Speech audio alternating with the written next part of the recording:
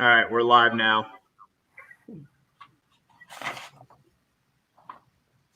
All right, welcome back, everyone. Hello. Hold on. We're testing it on his end to make sure it's working before we go full live. Okay. Full live. Three-grid Zoom call here. Hold on. Okay. All right, hold on here.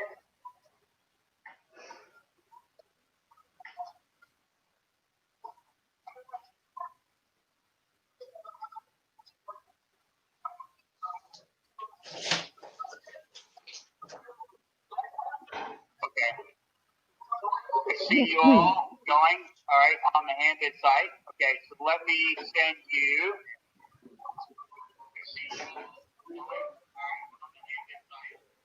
That's your new YouTube link. I'm going to email it to you as well. So is this, what do we do with this link then?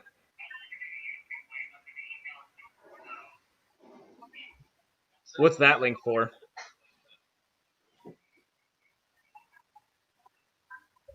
I emailed it. What's that link for?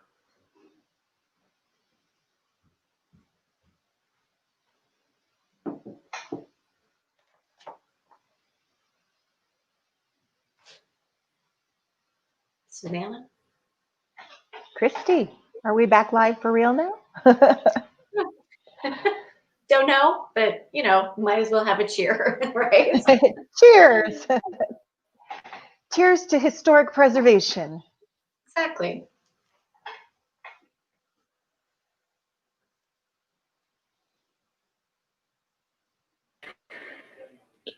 Jeff, they're on live.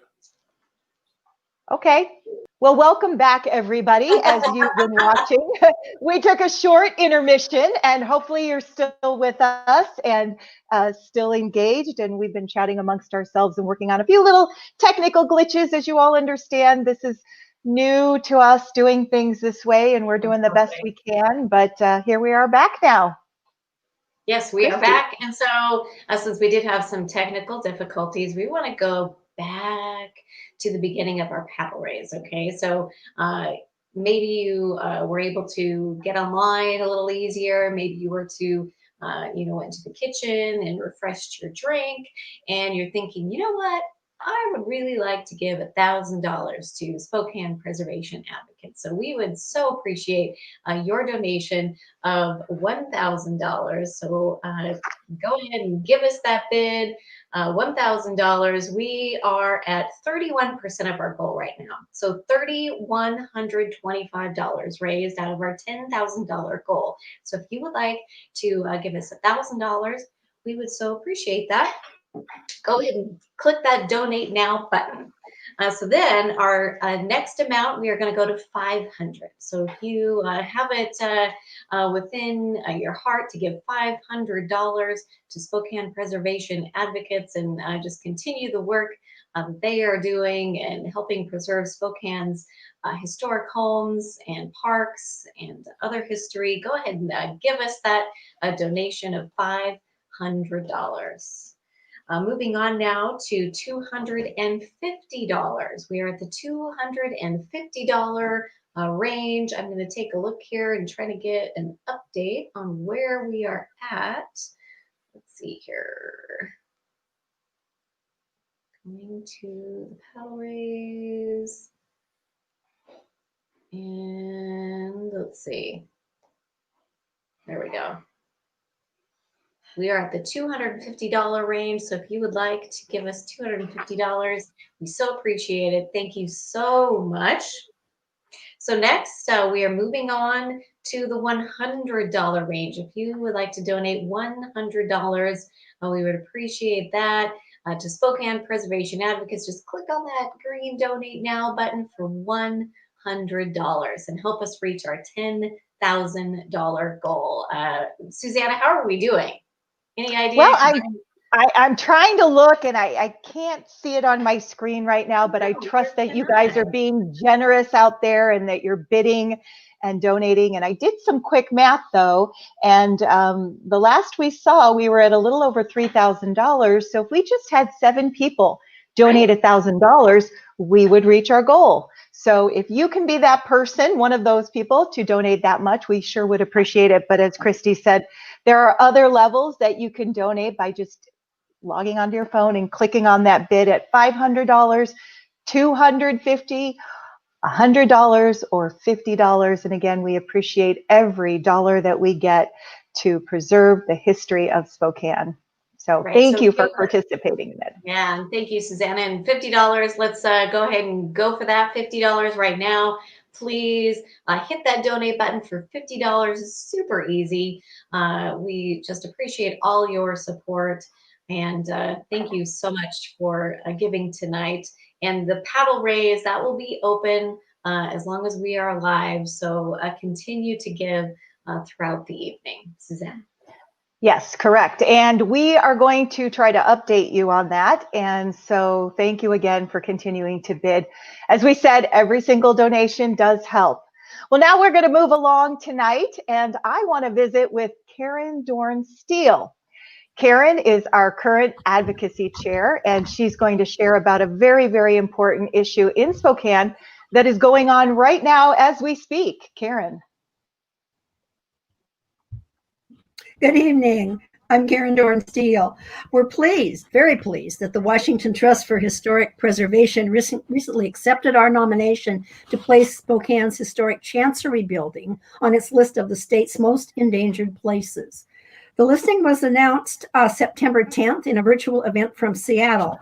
Our intention in seeking this listing is to encourage the Chancery's owners to repurpose the 1910 building instead of demolishing it for new construction.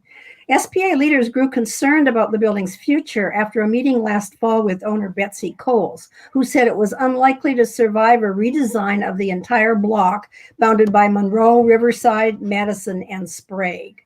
The building was designed in 1910 by a famous architect, Kirtland Cutter, for an insurance company, and then was expanded and redesigned in 1924 by another noted architect, Gustav Persson.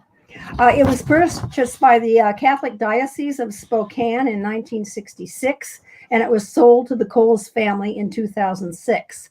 It is a significant anchor building in the West Riverside Avenue Historic District, which has been a National Historic District since 1976 and is often described as Spokane's most beautiful street.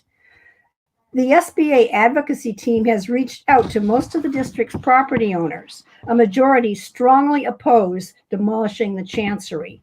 SPA will continue to talk with property owners who are seeking more protection for their neighborhood and consult also with the owners on creative alternatives to demolition.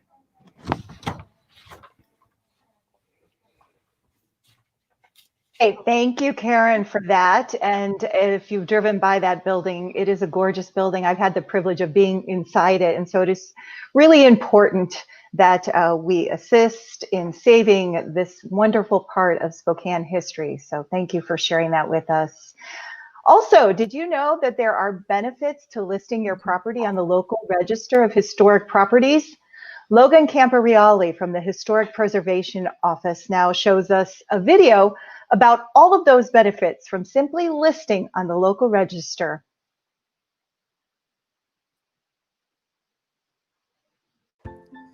Hello, my name is Logan Camporeale, and I'm a historic preservation specialist at the Spokane Historic Preservation Office in Spokane City Hall.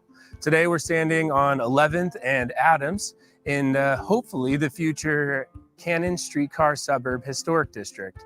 And I'm going to talk to you a little bit about the benefits of listing your home or a district on the Spokane Register of Historic Places.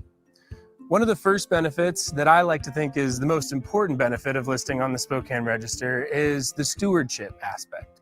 Say this was your home here and you were really proud of it, put a lot of money into restoring it, rehabilitating it.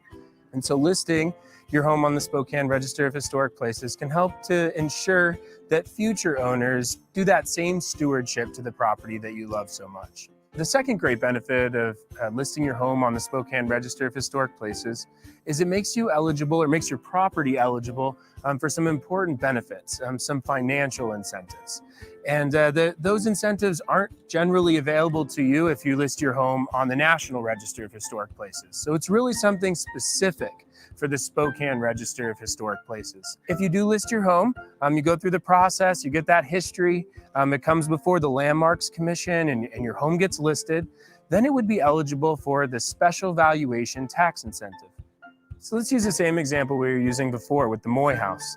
Moy House was built in 1908 and it was built by a man named Albion McLaughlin. Unfortunately, we don't know the architect, but when the current owners took possession of it in 2018, they felt like it needed some rehabilitation, and it probably did. It needed some new paint on the outside. It needed some more modern appliances or conveniences like air conditioning and a new furnace.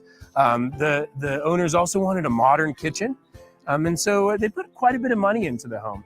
And back in the 80s, that same process was going on, and when it happened to a state lawmaker, he realized that his taxes went up a lot. He bought a historic home, he put a bunch of money into the property, and his property taxes went up. And he was frustrated by that process. And so he brought something to the state legislature to say, hey, when you put a bunch of money into a historic home, you should be able to sort of remove the money you put into your home from your assessed value for a certain period of time. So in Washington State, you can remove the amount that you put into your home for 10 years from your assessed value. So let's use some really easy numbers because I'm not good at math. I'm a historian, but I can do easy numbers. So let's say that this house was assessed at $200,000. It's probably more, but again, easy numbers. So it was assessed at $200,000 in 2018. If you spent 25% of the value of the home to do your upgrades, not just things on the outside. Things on the outside will need to be reviewed by the Landmarks Commission because the home is listed. So if you want to, add an addition to the back, that's something that would need to be reviewed. But most of the things that you're going to be doing are going to be on the inside. And we don't care what you do on the inside at the Historic Preservation Office, but that money still counts towards your special valuation tax incentive. So let's say what you need to spend is at least 25% of the assessed value. So like I said, $200,000, you would need to spend $50,000 in a 2-year period or 25-month period. And as long as you could spend that threshold amount, we would work with you to look at your costs, to collect your invoices, and we'll work with the county assessor to remove whatever that amount is from your assessed value for the next 10 years. So let's say it was $200,000. Let's say it goes up $10,000 the next year. You spent $50,000. You'll be assessed on $160,000. It'll reduce the amount that you're paying in property taxes each year. Basically, for every $100,000 that you spend on rehabilitation, you'll save about $1,100 a year in taxes for 10 years. And after 10 years, it falls off. You're not limited to just once. Say you need to do 3 phases of your project. You're like, 2 years, I can only save so much money. Like, I want to do a bunch of phases. And we've had some folks who are on their 3rd phase. Their 3rd one is about to fall off right now. It's from when they first moved into their home, and they just continue going, continue taking on new projects. Once your home is listed on the register, you're eligible to apply for some grant opportunities that we have. One of them is called the Facade Improvement Grant. And it can be used for any improvements that you want to do to your street-facing facade. And any improvements you want to do, say it's repainting, if you need to do some repointing on your masonry, if you needed to do you had one bad window that was replaced with a vinyl window, and you needed to get that replaced back to an appropriate wood window. Those sorts of things would all be appropriate to apply for our Facade Improvement Grant. And we have 3 grants that are working on this year, so we'll see how those come to fruition. And one last benefit of listing on the Spokane Register of Historic Places is that you get your beautiful bronze plaque. People are really excited about this moment, and it's sort of like a rite of passage when you come down and you pick up your plaque and come home and sort of christen your home as a member of the Spokane Register of Historic Places. That's awesome. I love those plaques. Christy, they're always something that, if you're walking, they're very cool, aren't they? You can, stop and admire the house that has that up on by their door or something. Yeah, awesome. A lot of benefits. I really had no idea how many benefits there were to listing on the Spokane Historic Register. SVA does have a heritage grant that provides $750 to homeowners toward the cost of a nomination. to list their home on the local register. So that's one of the things that SBA does for historic home owners. And you can learn more about that and what Logan was talking about on SBA's website. That is correct. And listing your home on that local register, well, it does require a little bit of research. But even if you're not planning to list your home, I think it'd be kind of fun to learn about your home's history. So you're probably sitting there going, well, how do you do that? I'm glad you asked, because Reva Dean, who is the head librarian of the Northwest Room of the Spokane Public Library, has put together 2 fantastic videos. The first is general information on researching, and the second one gets into very specific research options for Spokane properties. Reva shows you exactly how to use the library portal to find information on your property. It's really easy. You can find these videos that are posted on our website, or if you don't want to go through our website, you can go to the Spokane Public Library YouTube channel, and you will find those wonderful resources from Reva. And Christy, I think I'll be doing that very soon. I live in a 1941 home, and I've often wondered about the history of it because it's a unique house, and I would love to know more about it. So I'm going to get on that research, maybe even tomorrow. Yeah, good idea. I know a lot of the homes in Spokane have, a lot of their history was lost in the big fire, like some of the early homes. But it's important to, check, like you were saying with Reva, and see if you can do some cool research. That's awesome. Well, now we have a short video with Spokane's Historic Preservation Officer. She works for the city. This is Megan Duvall talking about the formation and the advantages of some local historic districts in Spokane. Hi, I'm Megan Duvall, Historic Preservation Officer for the City and County of Spokane.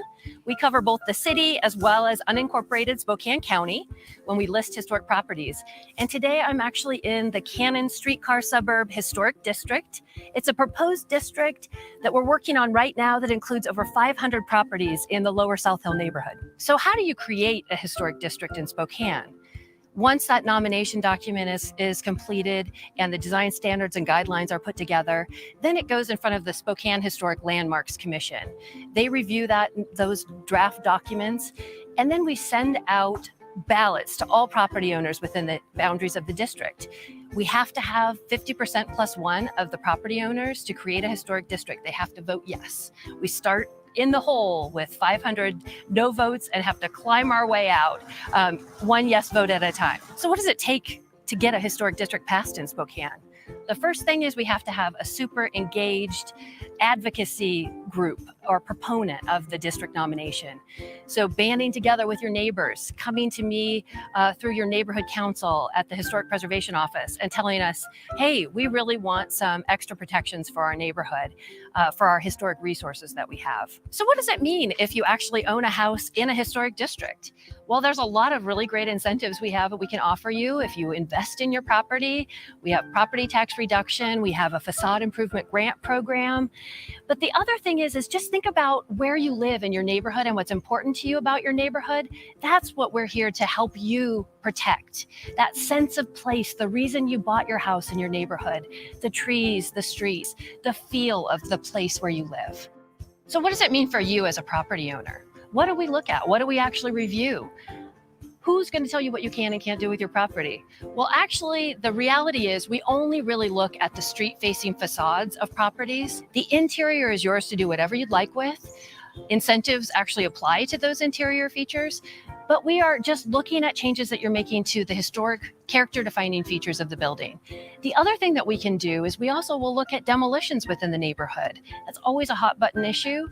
We actually have the ability in Spokane to say no to a demolition of an incredibly important historic resource. Finally, we're looking at new construction within a historic district. That's another thing that tends to get neighbors a little bit concerned. Now you actually have a group, the Historic Preservation Commission, that can look at those new properties, if they're compatible, how they fit in with the neighborhood, so they're not a detriment to your neighborhood. In Spokane, we actually have several local historic districts. Some of them are quite small. We're standing in Boog's Edition Historic District, which is made up of just 4 houses. There's another just down the road, that's the Shadle Comstock houses. That's another 4 resident historic district. Then we have the Hilliard commercial area, which is about 12 historic properties. And the Corbin Park Historic District, which was listed all the way back in the 1990s and has 80 properties that ring the park. Last year in 2019, we were able to create a really large historic district in Brown's Addition that includes almost 300 properties. And creating historic districts is not an easy task to do. So we really rely on our nonprofit partner, the Spokane Preservation Advocates, who partnered with the Brown's Addition Neighborhood Council to knock on doors and make phone calls and help get the ballots returned to our office so that we could move it forward and actually have that district created. Thank you to SPA for giving me the opportunity to talk today, as well as helping with advocacy of historic preservation in Spokane. We really couldn't do it without you. Thanks. Thanks, Megan. I just wanted to say how SPA's advocacy team worked closely with the Brown's Addition Neighborhood Council for almost a year. We attended their meetings. We also helped them to identify a long list of absentee owners from Southern California to Hawaii, whom we contacted and urged them to vote yes on the local historic district. And that successful vote was a huge win for historic preservation in Spokane. That's great to know. Yeah, that's fantastic. Karen, I know you worked really hard on that, and thank you so much. You and the whole advocacy committee worked really, really hard. So SBA has a fund to help support the formation of some new local historic districts, like you just heard about, because of the protection that it offers to the neighborhoods and the irreplaceable historic resources.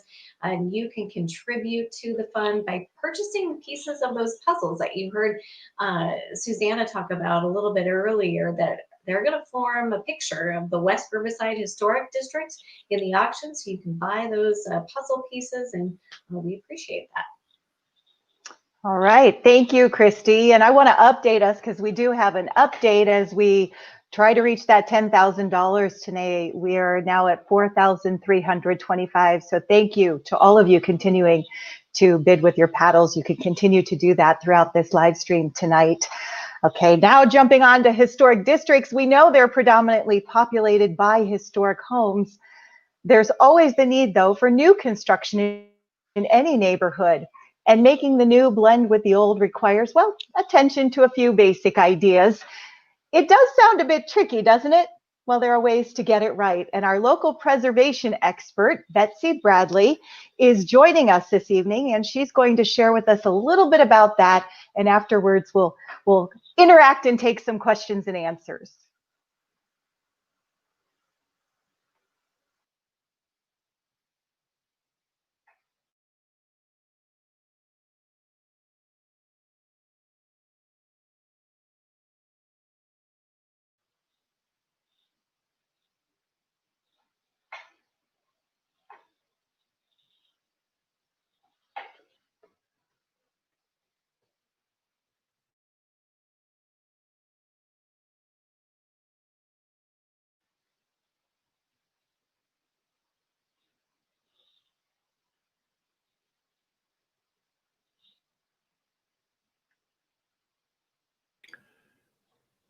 Betsy's mic. Here. Let's move on. I've just unmuted myself. I think that's a good idea. Okay, so compatibility is the byword that we use when we're thinking about what is a good addition in a historic district. And this array of apples here shows how compatibility works in the fruit world. You can't compare apples to oranges, but you can see there's a lot of variety in the compatibility of these apples. In the same way, the street shot of Pacific Avenue in Brown's Addition reminds us how this small brick apartment building can be compatible with the wood frame single family home right next door. They're a similar scale, they just seem to fit together. So we have two main choices for how to design new buildings in historic districts. And these buildings are not in Spokane. They're kind of dropped in from outer space, so we can think about them without thinking about Spokane. The one approach is replicating a building's type and style like we see on the left. And the other one is to use contemporary design, but to work hard to make sure it's compatible in the historic district setting. So compatibility with neighbors and in the streetscape is also important. And we look at things like the distance from the sidewalk or setback. And you can see that's similar here for these three buildings. We look at the scale, overall size of the building and height. We want these to be similar, but not matching.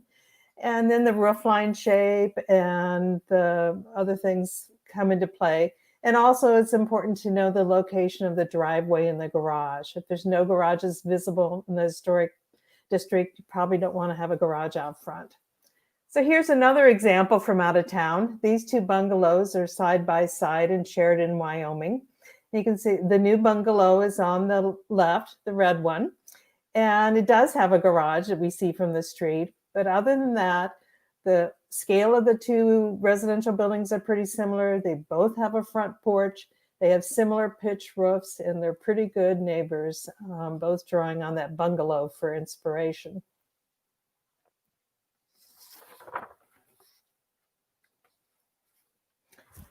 So moving along, so there you might just ask, why don't we just build historic looking buildings in historic districts?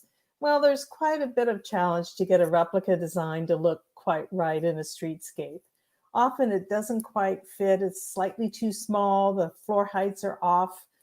And I'm browsing around for an example. I found this one on the right with its own caption that captures it all. It almost looks like the real thing, but it doesn't. So that's why I think it's important that we also look at compatible contemporary design. Here's an example from Salt Lake City, and you can see it has similar level of detail. And if we compare it, we see the older building on the right side. They both have some brick on the facades. They both have a porch-like feature, but there are some clear differences, and the new building appears to be contemporary in design.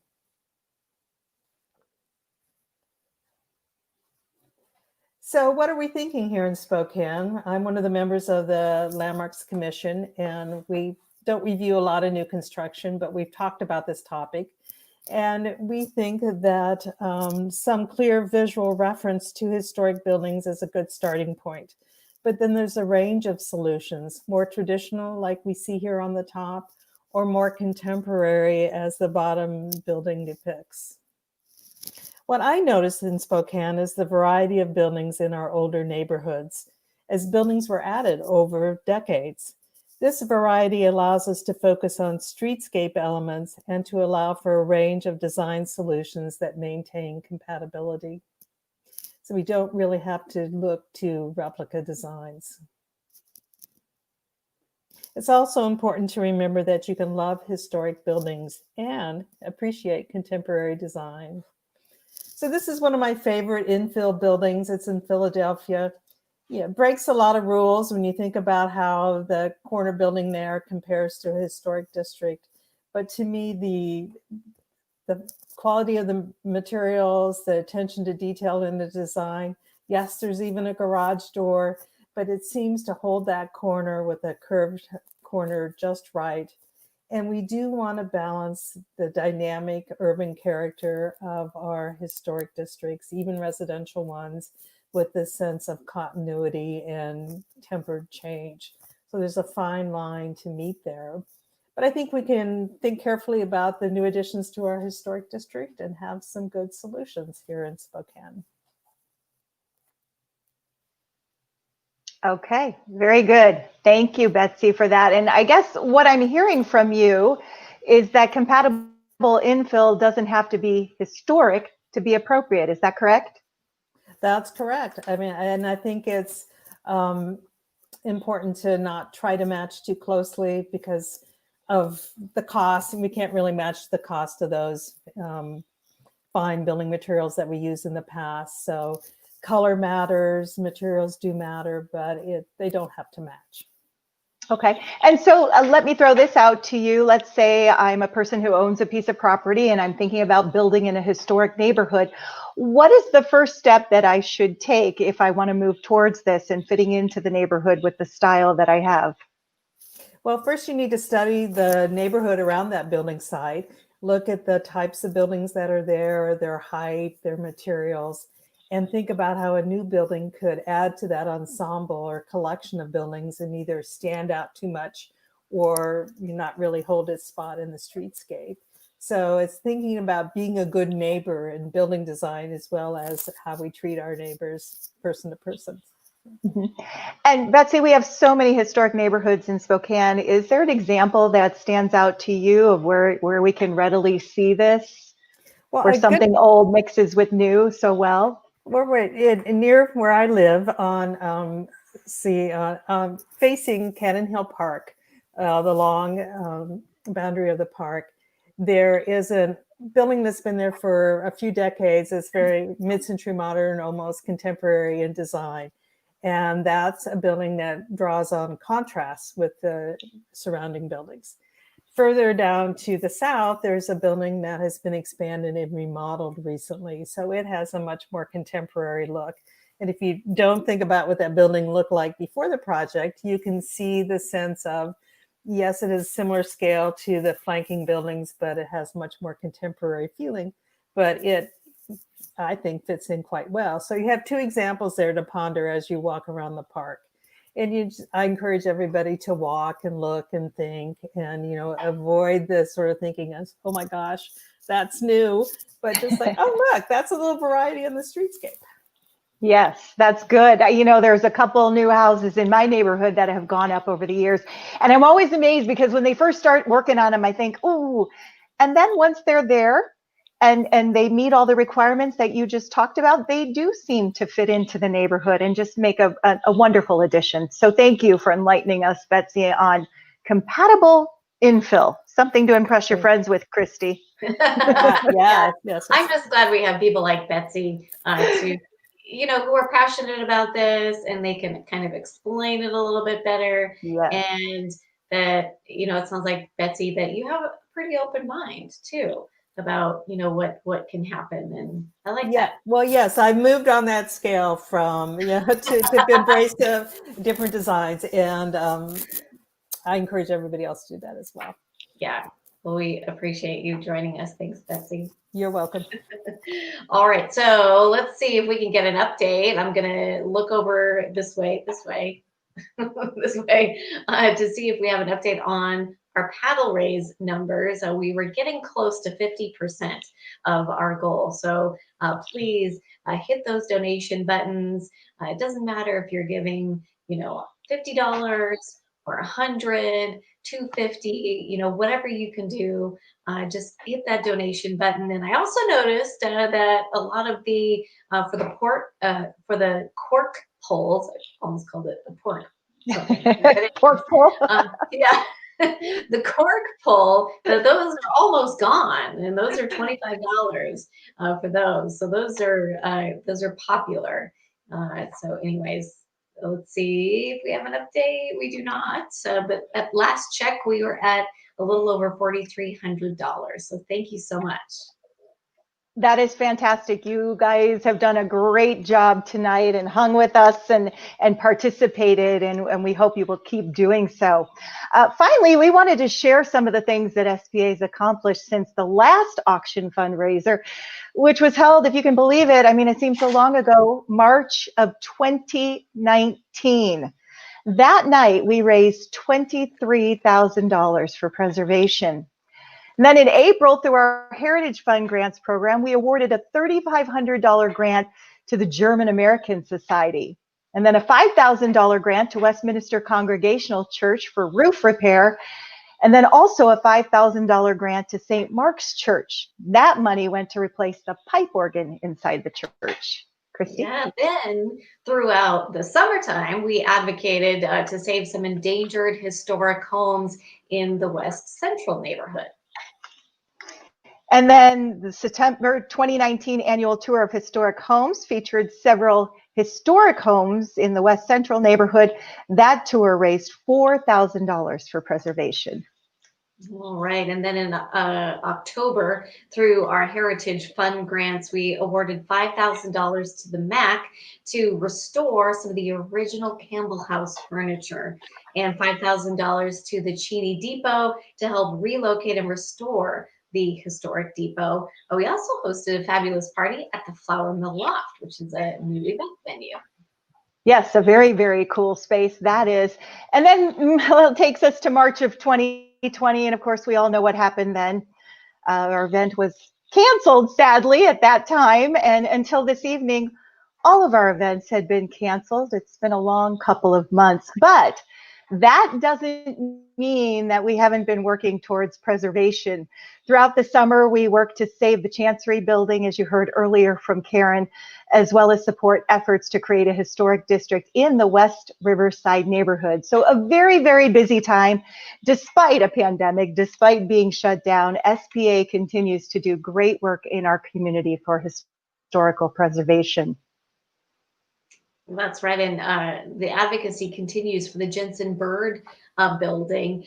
They are pursuing talks with WSU regarding the local architectural treasure, Jensen Bird. We hope to continue to support preservation in our community. So please help us do so. We are at about half of our goal for tonight. So we are at about $5,000 of our $10,000 goal. So please hit that donation button, make those bids on the silent auction items. We need your help tonight to get to that $10,000 goal. So raise your paddle. We appreciate all of your help tonight.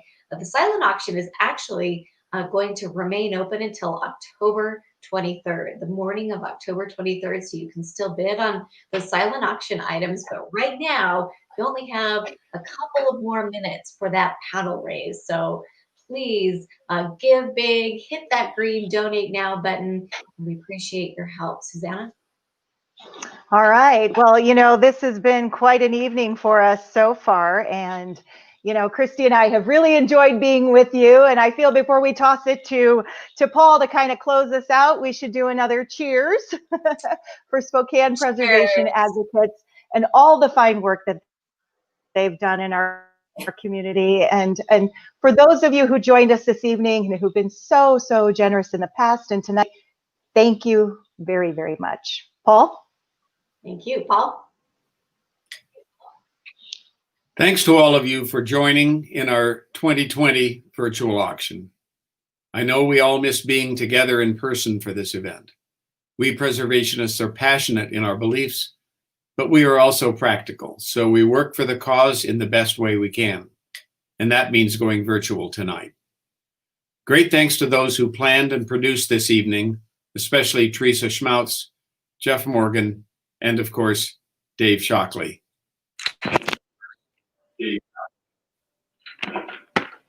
Ultimately, preservation is all about the people behind it. The people who believe in it, who write about it and teach it and work for it, who come together to celebrate the successes and mourn the losses. The people who make up SPA are its strength. We share a sense of place that links us together, that provides a richness to our own individual journeys and underlies the vision that each of us has for the future. Those connections are meaningful to us all, even in a socially distant world. Thank you for being here tonight to maintain your preservation connection and to see that the work goes on. When we gather again in person, and we will, that night will be all the sweeter. Thank you for attending, and good night.